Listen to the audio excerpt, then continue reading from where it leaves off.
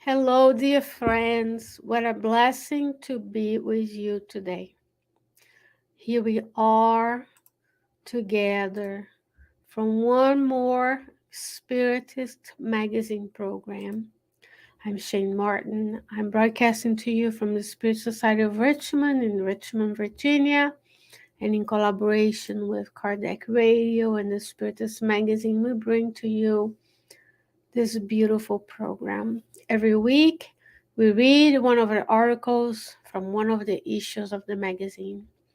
And you can get the whole content of the Spiritist magazine free of charge visiting spiritistmagazine.org. You can buy the physical copy of the magazine. You can download the PDF version of the magazine, which is what I share with you every week to make it clear that it's very easy. Or you can download the app for your Android or Apple devices, where you can download all of the issues inside the app free of charge, and you can use it anywhere you are, waiting at the checkout line, a moment of reflection, your gospel at home, so on and so forth. So today we'll be talking about issue 62, which is the most current issue of the Spiritist magazine. Issue 62 is within the celebration of 15 years of the Spiritist magazine. And the article we chose for today is titled Recipe for Against Selfishness. And you can see at the bottom of the screen the description so that you and I can, whoever comes before the beginning in the explanation, can know where to find the topics today. This article is from the Spirit under Luiz through the mediumship of Francisco Candido Xavier in the book titled Passos da Vida, Steps of the Way, chapter 26. The message was received in September of 1957. So first and foremost, I thank you for being here today. It's always an honor to be here. And also I thank Andrea Luiz and Chico Xavier for their dedication so that we could be here today using their material from the books published for us to learn and to grow together. So without further ado, I'm sorry, that was what was looked at last week. And normally, I didn't do it today, but I will correct. And this is the cover of the magazine. You're watching, you're looking, if you're watching this on the screen, if you're seeing me, you're also seeing the cover of the magazine. This is how the PDF version appears on my computer. It might look a little bit different on yours because you're going to be using a different program. I have a Macintosh computer. And then you can scroll down and find all of them. Last week, we talked about others' hopes, which I confess, it was a very important message for me last week. As this week, many things happened, including surgeries from loved ones and things we have to accommodate in being incarnated, in dealing with people and building relationships. So looking around for opportunities to serve is what this article by the Spirit Made May is all about. And today we're going to talk about recipe against selfishness. Looking around to serve others is one way for us to become less selfish, because you will realize that with time, as you do more and more, you realize that we are not the only ones on the planet that need help. And we can bundle together to be of service to one another. And that will help us guard against selfishness. So he's going to note 10 items. You can see here the first 6, and then 7, 8, 9, 10 on the other side of the page. And I'm just cruising zooming in and out of the PDF so that we can have a smaller number of items, each and one at a time. That helps with focus and attention, right? All right. So he says, first recipe is try to forget the dark side of your neighbor's personality. When we interact with people, do we see the good, or do we see their darker side, their shadow side, right? Do we do what Emmanuel says in the book For in Life, chapter 10? Do we visualize the good, feel the good, mold the good, and seek the good? Or we focus on what's still missing? Remember, we are all spirits in different levels of evolution. We are here to grow together, and some things we are short, others have. And I'm not talking only about physical. So, for example, some have to take the bus, others bicycle, others have cars, right? If someone's lacking a car, they may have a bicycle and vice versa. Not the best analogy. I'm talking about abilities and spiritual acquisitions. So sometimes, even within one day, we'll lack empathy and be empathetic, lack compassion and be compassionate. So if someone has an aptitude in this life, it will most likely complement what we don't have. So they may be more skilled in one thing, and then I'm skilled in another thing, and we come together to fulfill the law of society. Therefore, we need to forget the shortcomings in others, in ourselves as well. But this is about being less selfish. So we look at others and see the potential, see the divine essence, because that's what the book Living Spring, chapter 30, will teach us through Emmanuel. We all has the gene as the DNA of divinity inside of us. So when Jesus looks at us, he does not see what's still missing. He sees the potential of the brilliant, pure spirit that one day we will be. He says, learn to listen calmly to your others' long observations without the urge to interrupt them. A skill that if you can master, you will be the most sought after person in your neighborhood. It's very difficult nowadays, in the age of dopamine hits, where everybody is looking to be busy, busy, busy, busy, with human doings, not human beings, to just listen to someone without interrupting them. We constantly notice it on yourself, in ourselves. Let's make it, remove the I, right? It's about the recipe against selfishness, and put ours. Our behavior is so that when we're talking to others, we are thinking about what I'm going to say next. When you train to be a counselor, a psychologist, a chaplain, you train in listening skills. If you want to get specific, curated advice, I recommend the book Jesus in the Home by Neil Lucio, where Neil Lucio describes to us how Jesus did exactly this.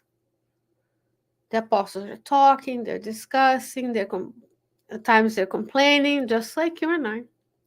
They're bringing their problems, and Jesus is listening. He's smiling with his eyes. He's emanating all the love that only a Christ Spirit can emanate. And then he waits for the right time. There's one instance in the book that I can think of that when he interrupts someone, is a woman, but he does that out of love because she's about to start crying, and he interrupts so she doesn't get embarrassed in front of others. But most of the time, he's interacting with the apostles, a beautiful way of speaking with body language and being measured, something we need to learn.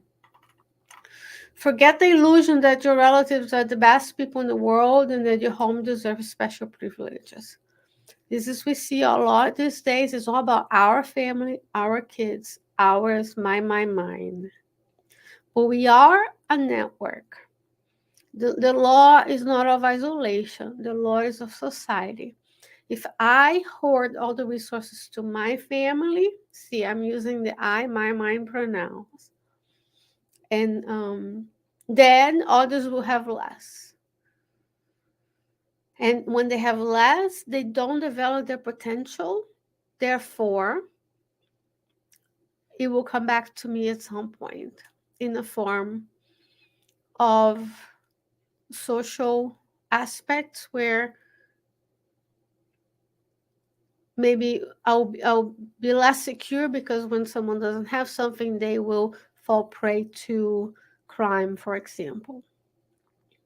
When my kids go to the best schools in the best areas, but then 10 miles down the road, those kids don't have the resources, what makes me think I'm more privileged than those? They're also children of God. If their academic achievements are less, they learn less they can contribute and give back to society one day. And that's going to be, maybe they'll even end up in the social network, the safety nets. And then we're all paying into it so we can help those who are in need. So everything is about balance. We need to fight for and work for, not fight for, remove those kind of verbs from our vocabulary. We need to work together. Yes, I want you to have a good house, a good home, a car, your kids to go to great schools. But why do we think we are the ones who have to have everything? Right? If everybody tomorrow decided that everybody deserves to fly first class or consume as much as we consume, we'll be in trouble if we're not already in trouble in terms of economic and environmental impacts of our activities. So everything is interrelated. Do not dispute the paternity of useful ideas, even if they have crossed your mind, since the authorship of all elevation services belongs in its foundation to Jesus, our Master and Lord. This is interesting too, especially in the Spiritist movement, right? Sometimes we want to take ownership. This is my idea. I came up with it. But if the idea is useful, ultimately it came from the higher realms. What we see and experience in the world is a reflection of the spiritual world. So maybe you went to the spiritual realm, had a beautiful conversation with higher spirit, with your mentor, took a class, and you brought that idea to there. If it wasn't yours, but back in the flesh, we think it's ours. So he's saying the recipe against selfishness is, if the idea is good, it's benefiting others, let people have authorship as well. So do not cultivate references to your own person, so that vanity does not make a nest in your heart. It's hard, especially in the age where everybody wants to be vulnerable. We want to connect with people. So sometimes speakers, such as myself, we share experiences of our daily lives, as I started in the beginning. Right? When the Others' Hopes was the article from last week. When someone dear to me is having surgery today, I'm reaching out and be like, do you need anything? Does your family need anything? This is a moment of vulnerability where I am making references to my own. That doesn't mean I'm telling you I'm great, perfect. But I'm sharing a story, not out of vanity, but as an example of how we can use these teachings in the daily life. The more we study Spiritism, the more we have the teachings in our hearts, then when time comes, we'll be able to pull that in and use it. So let's not make references on one person so that vanity does not make a nest in our hearts. Listen with serenity and silence. And Luiz could have ended here as a complement to the previous one, right? Listen without trying to interrupt. Because sometimes when we listen, we disagree, then we get anxious and not serene. To the harsh or bitter remarks of your hierarchical superiors. This is, it can be maybe those who come before us in the Spiritist center we go to, not their superiors, but they've been there before, they have more experience. Maybe it's your boss at work. And then they have remarks for us. They have things that they're pointing out that we need to work on. And then to listen with serenity and silence is difficult. But sometimes when people criticize us, it could be that there's truth to the criticism.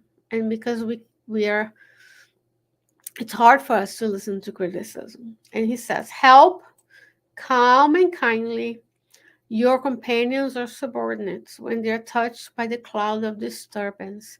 So it's a balance. If I have someone who works with me and they're going through a difficult time, I need to help calmly and kindly, not harshly, not in a hurry, but with your heart. Because it's truly about feeling the teachings of the gospel in your heart more than just knowing. Because everyone will be touched by the cloud of disturbance. At work, at home, the Spiritist Center, in your community, at the school children go to. That's the truth on the earth. It's a world of trials and expiations. It's not a world of going to the beach and have fun every day. It's trials and expiations. We're not in the planet of regeneration. Even in the planet of regeneration, if you go to the Gospel according to Spiritism, it's right behind you in my head. Chapter 3, you'll see there's not a divine world. There's 5 levels. We are the second. Regeneration is in the middle, it is neutral. There's still going to be evil, but we're tired. We're convalescents. We are right after surgery where we are doing this triage. Am I choosing to be less selfish so I can have the option to remain on the earth with my loved ones? Or am I incurring in selfishness and evil? Then I will be asked to go somewhere else. I actually, the self-selection. Because when people are doing the things they're doing out in the world, for example, starting wars, committing homicides, it's a self-selection. They're using their free will. That means they're not going to be allowed to stay. If the planet is evolving, which is a law of progress, they're going to have to go somewhere else and be away for a little bit and have different experience so the growth can occur at some point.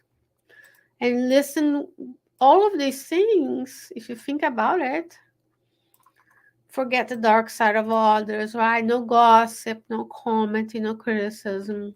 Listen calmly without interrupting, forgetting that we are the best, the illusion that we are the best, that our family members are the best.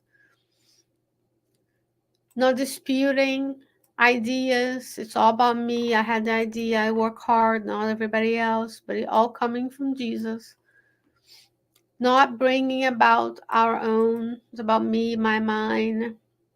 Listen with serenity and silence. If we can do those things, we will be able to be well prepared from when the true regeneration and then happy and divine worlds come in the future, because it's a gradual. Change is gradual. Receive.